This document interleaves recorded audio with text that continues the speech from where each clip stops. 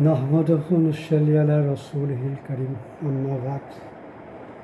মই আজি আপোনালোকৰ আগত পৃথিৱীৰ আটাইতকৈ শ্ৰেষ্ঠ ব্যক্তিজনৰ ওপৰত দুআষাৰ ক'ম। সেইজন হ'ল আখেৰী নবী হজৰত মুহাম্মদ মুস্তাফা সাল্লাল্লাহু আলাইহি ওয়াসাল্লাম। তেওঁক পৃথিৱীলৈ আল্লাহ তাআলাই পঠাইছে সকলো মানুহক মানুহৰ দৰে মানুহ ৰূপে গঢ়িবলৈ। তেওঁ নবুৱত প্ৰাপ্তি ৰচুল সাল্লাল্লাহু আলাইহি ওয়াসাল্লাম। বৰ্তমান আমাৰ চাৰিওফালে যি দেখিছোঁ পপুলেশ্যন, জনসংখ্যা, প্ৰকৃত মানুহ দেখা নাযায়। ক'ব বিচাৰিছোঁ তেওঁৰ মেছেজৰ কথা। তেওঁৰ মেছেজ আছিল কোৰাণে কাৰিম। কোৰাণৰ প্ৰতিটো আয়াতত আছে তেওঁৰ মানৱীয়তাৰ ছবি, তেওঁৰ চাৰিত্ৰিক বিশ্লেষণ। সেয়েহে কোৰাণে আল্লাহ তাআলাই কৈছে, ইন্নাকা লাইনা খুলিকুন আজিম, you are truly a man of outstanding character. সেই যুগত তেওঁ যি কৈছিল চাহাবাসকলে তাক শুনিছিল। চাহাবাসকল তেওঁৰ সহযোগী আছিল। সেই সময়ত মহামানৱ, মহাপুৰুষ, ৰজা, চুলতানসকলে তেওঁলোকৰ ইতিহাস সলনি কৰিছিল। তেওঁ 40 বছৰ শাসন কৰাৰ পিছত 1000 বছৰ ইছলামৰ শাসন আছিল আৰু সেই যুগটো আছিল ইছলামৰ সোণালী যুগ। যি সময়ত মক্কাত জন্মগ্ৰহণ কৰিছিল তেতিয়া ষ্টেইনি পুল লি নামৰ এজন ইতিহাসবিদৰ মতে সেই অঞ্চল আছিল ব্লেংকেট অৱ ডাৰ্কনেছ। কোনো সভ্যতাৰ পোহৰ পৰা নাছিল।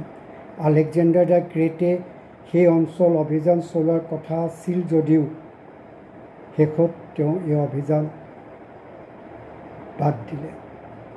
প্ৰফেচাৰ শৰ্মা দিল্লীৰ এজন অধ্যাপক, অমুছলমান অধ্যাপক।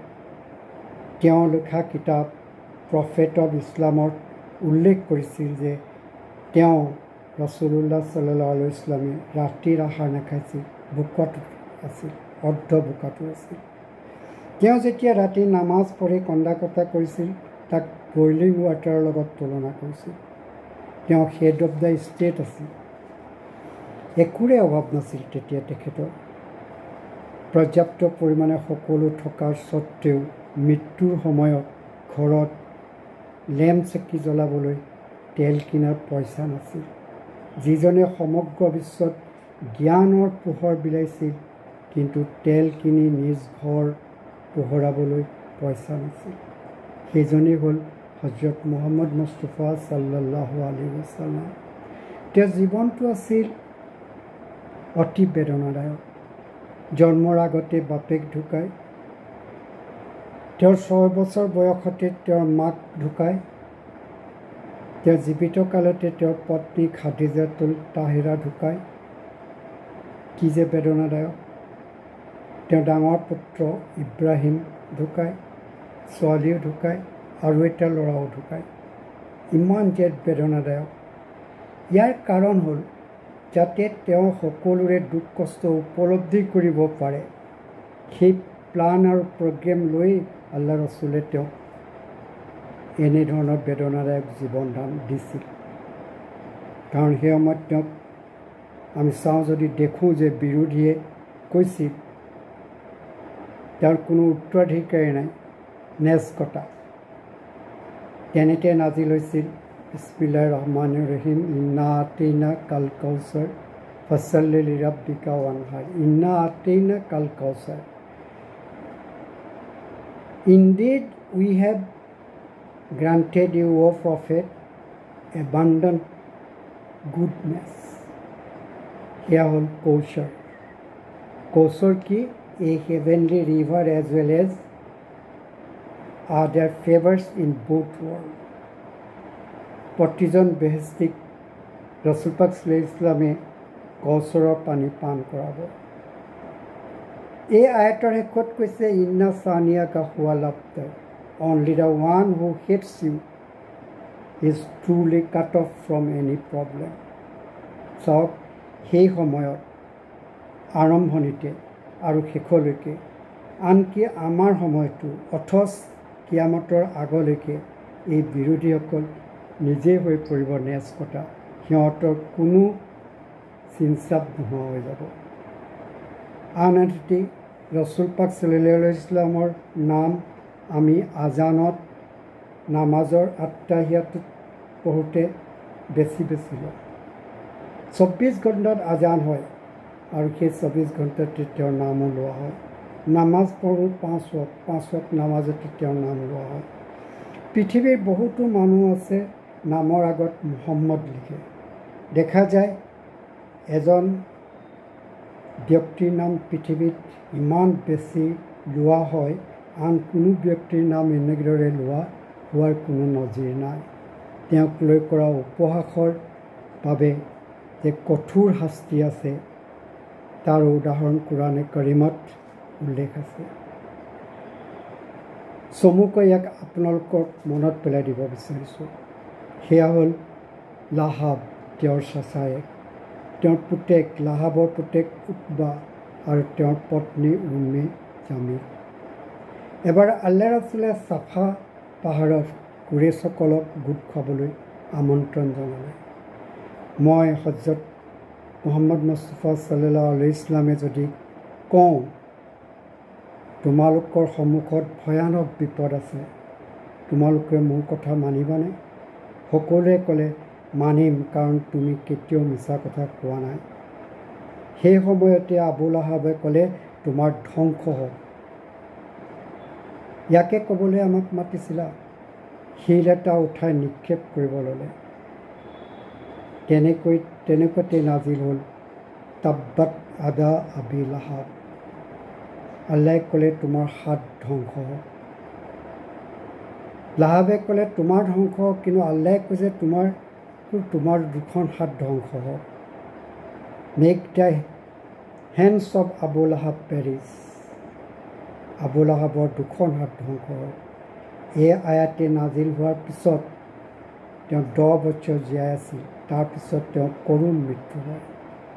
তেওঁৰ পুতেকেও ৰচুল পাক সাল্লাল্লাহু আলাইহি ওয়াসাল্লামক কঠিন ব্যৱহাৰ কৰিছিল। তাৰো সৌদাগৰ কৰিব যাওঁতে মৰুভূমিত হিংস্ৰ জন্তুৱে আক্ৰমণ কৰি ছিন্ন বিচ্ছিন্ন কৰে। লাহাবৰ পত্নী used to carry thorny branches and throw them in the way of the prophet. কি কৰিছিলে? খৰি আনি কায়াত আনি ৰচুল পাক সাল্লাল্লাহু আলাইহি ওয়াসাল্লামৰ অহা যোৱা ৰাস্তাত পেলাই দিছিলে। তেওঁ পৰিধান কৰা সোণৰ চেইন বিক্ৰী কৰি মুহাম্মদ সাল্লাল্লাহু আলাইহি ওয়াসাল্লামক ধ্বংস কৰাৰ কথা লোকক কৈছিলে। শেষত কৈছে হাবলুল মিন মাছাদ। শেষত তাল গছৰ ৰছীয়ে তাইৰ ডিঙিত আগৰি ধৰিলে। তাৰ মৃত্যু হ'ল তেনেকৈ। Paradoxically, for Abu Lahab is disprove the Quran. All he had to do was accept Islam because this verse condemns him to hell. Rasul sallallahu alaihi wasallamক অমান্য কৰিলে হ'ব লাগিব দুজখী। সেই সময়ত ৰচুল সাল্লাল্লাহু আলাইহি ওয়াসাল্লামৰ কথা মানিছিল আৰু সেইমতে চলিছিল। সেইবাবে চাহাবাসকলৰ ভিতৰত আবু বকৰ, উমৰ, উছমান, আলী ৰাদিয়াল্লাহু আনহুসকলৰ আজিও আমাৰ কাৰণে হৈ আছে এটা উদাহৰণ। বৰ্তমানত আমি তেওঁৰ কথা নামানো, ৰচুলৰ সুন্নত আমি নামানো, অৱজ্ঞা কৰোঁ, কাৰণ আমিবোৰ মিছলীয়া, ক'লেও কোনো নুশুনে, দুৰ্নীতিপৰায়ণ, নিন্দক, মুখেৰে কওঁ এটা কৰোঁ এটা। আমি পশ্চিমীয়া কালচাৰক অনুকৰণ কৰা ল'ৰা ছোৱালীক ক'ব পাৰিব লাগিব তোমালোকৰ কালচাৰত আছে বেহেয়াপনা, অশ্লীলতা। ৰচুল সাল্লাল্লাহু আলাইহি ওয়াসাল্লামক দৌৰ খোৱা আদৰ্শক আমাৰ মাজত নাই আৰু আমাৰ সেই পশ্চিমীয়া সংস্কৃতিক আঁকোৱালি ল'ৰা ছোৱালীৰ মাজত নাই। মই আপোনালোকক এটা হাদিছৰ ঘটনা ক'ব বিচাৰিছোঁ। এবাৰ ৰচুল পাক সাল্লাল্লাহু আলাইহি ওয়াসাল্লামে মেম্বৰত 3টা ষ্টেপ উঠোঁতে 3বাৰ আমিন আমিন আমিন বুলি কৈছে। নামাজৰ শেষত এজন চাহাবাই তেওঁক প্ৰশ্ন কৰিলে, ইয়া ৰাছূলুল্লাহ, আমিতো কেতিয়াও দেখা নাই এইটো ব্যতিক্ৰম, তুমি যে আমিন আমিন আমিন বুলি যে 3 বাৰ ক'লা। তেতিয়া আল্লাহ ৰছুলে ক'লে, এই 3 বাৰৰ ভিতৰত আমিন আমিন কোৱাৰ ভিতৰৰ এটা আমিনৰ অৰ্থ হ'ল এনেধৰণৰ, যেতিয়া জিব্ৰাইল আলাইহিছ ইছলামে ক'লে, যি মানুহে তোমাৰ নামত উচ্চাৰণ হোৱাৰ লগে লগে দুৰুদ শ্বৰীফ নপঢ়ে, সাল্লাল্লাহু আলাইহি ওয়াসাল্লাম নকয়, তেওঁলোকৰ ওপৰত লানত হওক। তেতিয়া মই কৈছিলোঁ আমিন। সেইকাৰণে আমি প্ৰত্যেকেই ৰছুল পাক সাল্লাল্লাহু আলাইহি ওয়াসাল্লামৰ আদৰ্শক আমাৰ জীৱনত আনিবই লাগিব। শেষত মই আপোনালোকৰ আগত ক'ব বিচাৰিছোঁ, what the messenger brings you, adopt it, whatever he forbids you, refrain from it.